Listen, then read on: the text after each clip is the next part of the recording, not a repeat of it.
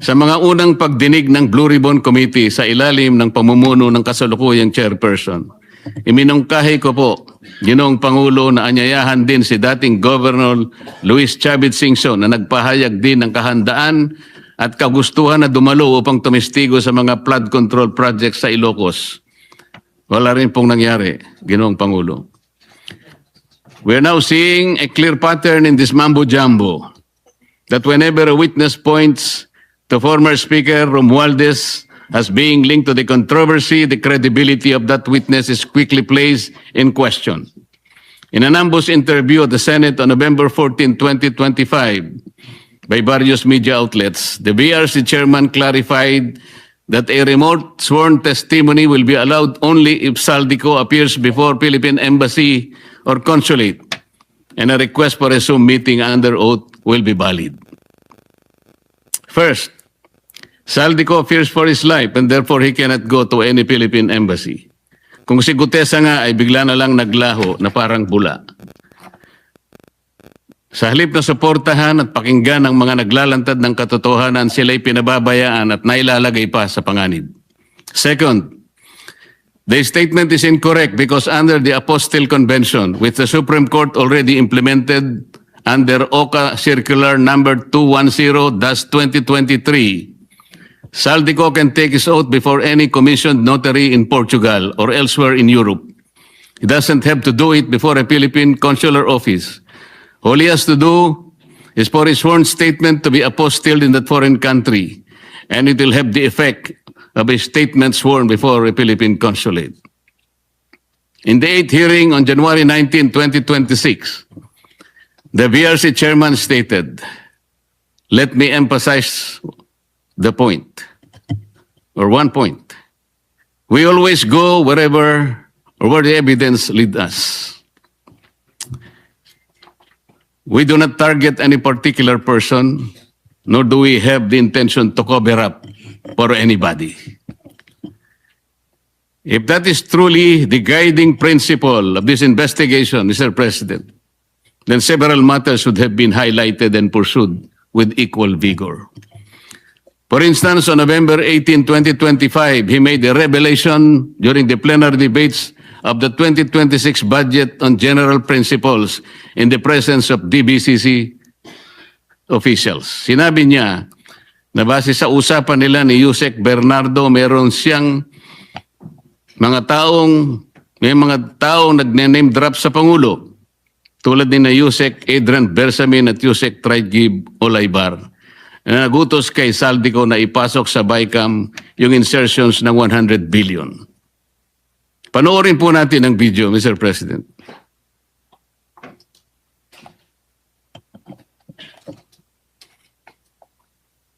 Sabi niya, ang pagkaalam niya, kasama si Yusek Adrian Bersamin.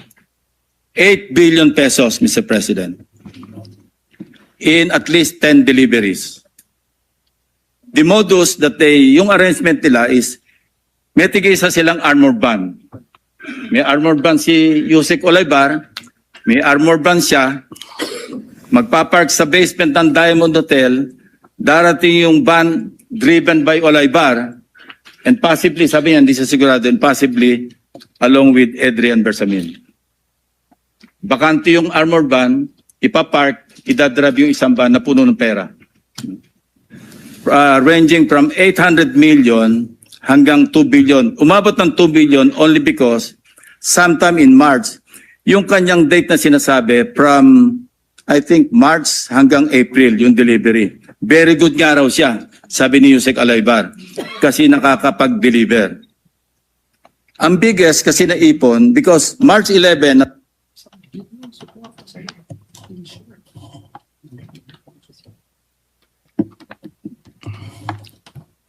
Ngunit kailanman ay hindi po naimbitahan si Yusek Adrian Bersamin upang harapin at linawin ang akusasyong ito na mismong chairman pa ang nagsiwalat sa plenaryo. Earlier, on November 14, 2025, in an ambush interview, he already disputed the statement of Saldico about the alleged 100 billion insertions allegedly made by the President in the BICAM. Ang malinaw rito, Mr. President, ay magkakaibang pahayag at pagkakaunawa sa parehong issue. Isang senyales ng kontradiksyon na posibleng pagmamanipula na dapat sana'y malinaw at tapat sa publiko.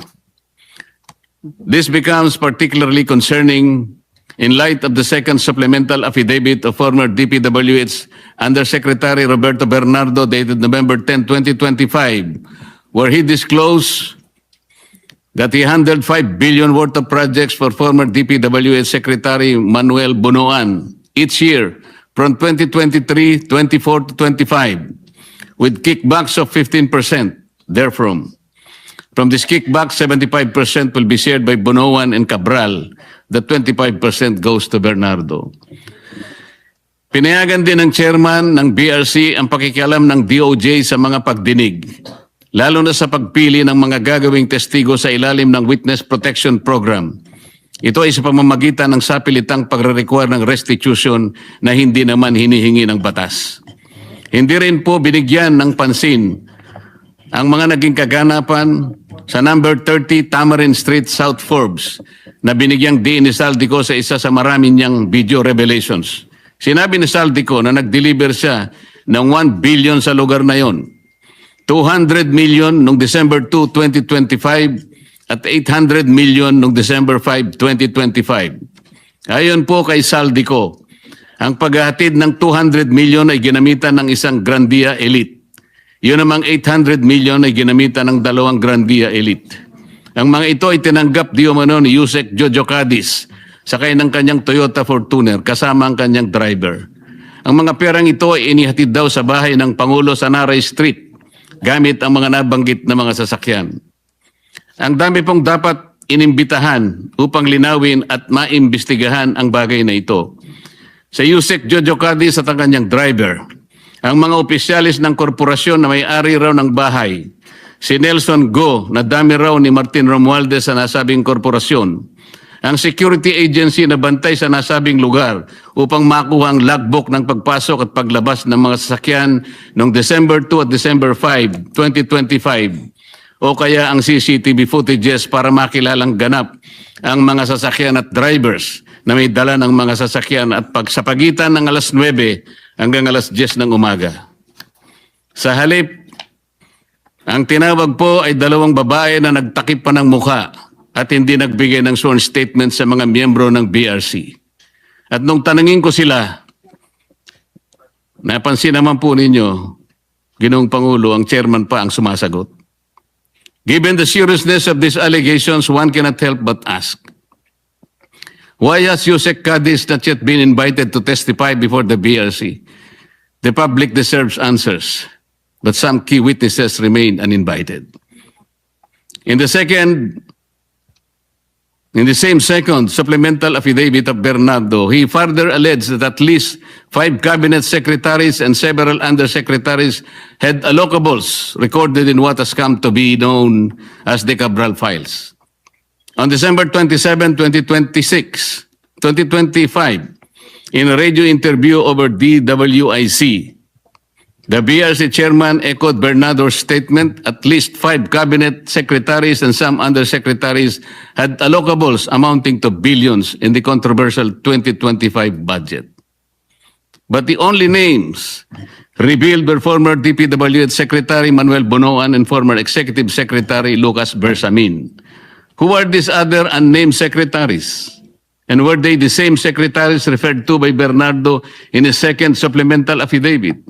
We may never know because they were never invited in any of the proceedings, despite the chairman's apparent knowledge of who they were. So one cannot help but wonder if the chairman himself knew about their identities and their involvement in this whole mess. Why were they not summoned in the succeeding Senate investigations? Why were certain individuals being shielded from scrutiny? Is there someone up there who would have been implicated or whose name would have been inevitably exposed had they been made to appear before the Senate?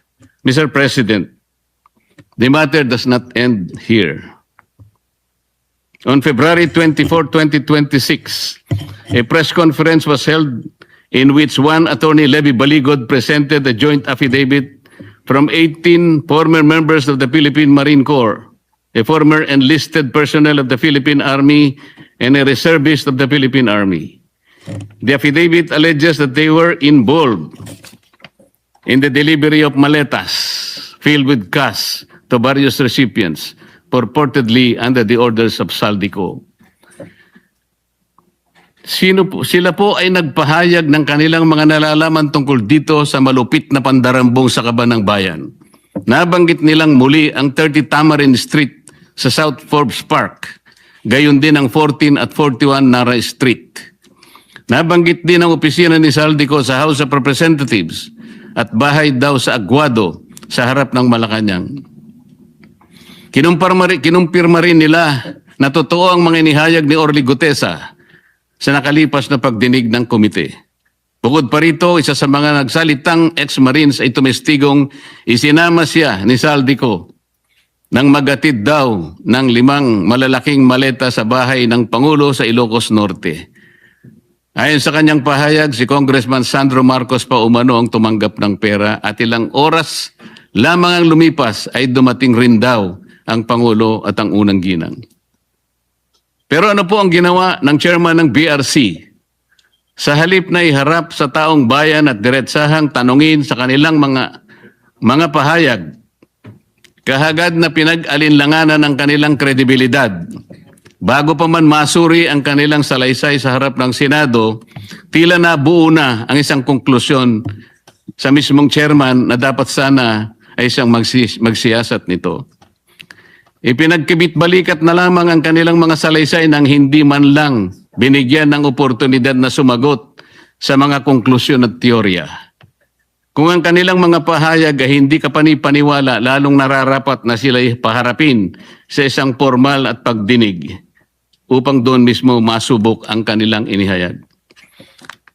Ang chairman po ba ng BRC ang dapat magpasya kung sino ang dapat ipatawag sa pagdinig kung 20 ang bilang ng miyembro ng Blue Ribbon Committee?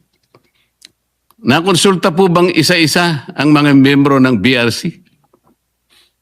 Kinausap po ba, halimbawa, si Senador Bam, si Senador Kiko, si Senadora Risa, Senador Gatchalian? Nagkaroon po ba ng caucus? Nagkaroon po ba ng hearing man lang? Para pagpasyan po ang napakalaking bagay nito, Mr. President. Mr. President, sila ay matapang na nagsalita at handang tumestigo ayon sa kanilang nakita. Saksi sila sa kung saan at kanino dinala ang limpak-limpak na perang nakapaloob sa mga maleta, mga kahon at iba pang mga sisidlan na kanilang ginamit. Ano bang patunay pa ang dapat nilang ilabas para lamang sila'y inyong umpisahang pakinggan? O baka gusto nilang ang maliit pa ang magsalita? Hindi raw kapani-paniwala. Sila nga ang inutusang magdala ng pera, Ginoong Pangulo. Kaya ang tanong, ano bang kinakatakutan ng chairman? Ano na po ba ang nangyari sa pagsunod sa ebidensya? O piling ebidensya lamang ba ang susuriin at ipipikit na lamang ang mata sa iba?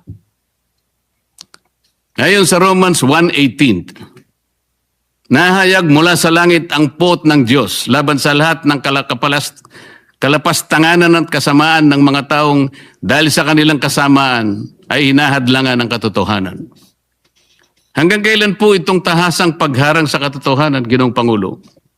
Ano na po ba ang nangyari sa makulay na kasaysayan ng Blue Ribbon Committee na sa mahabang panahon ay tiningala at nagsilbing isang bantayog sa pagtukoy at pagtutok sa mga katiwalian at pagdarambong na nagaganap sa ating burokrasya? Hanggang kailan po tayo maghahalokip-kip ng mga kamay sa harap ng malawakan at karumal-dumal na paglima sa ating kabangbayan? Hanggang kailan po maghihintay sa wala ang taong bayan na mistulang ninakawan sa tanghaling tapat? Hanggang kailan ang mistulang pagbubulag-bulagan, Ginoong Pangulo? Hanggang kailan po magtitiwala sa atin ang taong bayan na nandito tayo para proteksyonan ang kanilang kapakanan? Hanggang kailan po natin sila mapapaniwala na makakagawa pa tayo ng mabuti para sa kanila? Hanggang kailan po kaya ang pagmamaang-maangan, Ginoong Pangulo? Naghanap po ng kasagutan ng mga mamamayan. Hindi po bukas, hindi po sa makalawa. Ngayon na po, Ginoong Pangulo. Kasihan nawa ng Diyos ang ating bansa. Maraming salamat po, Ginoong Pangulo. Well, we wish that the distinguished gentleman can deliver that when the BRC chairman is here. But nevertheless, I was informed that he will answer all the points tomorrow. Thank you, Majority Leader. Thank you very much, Mr. President.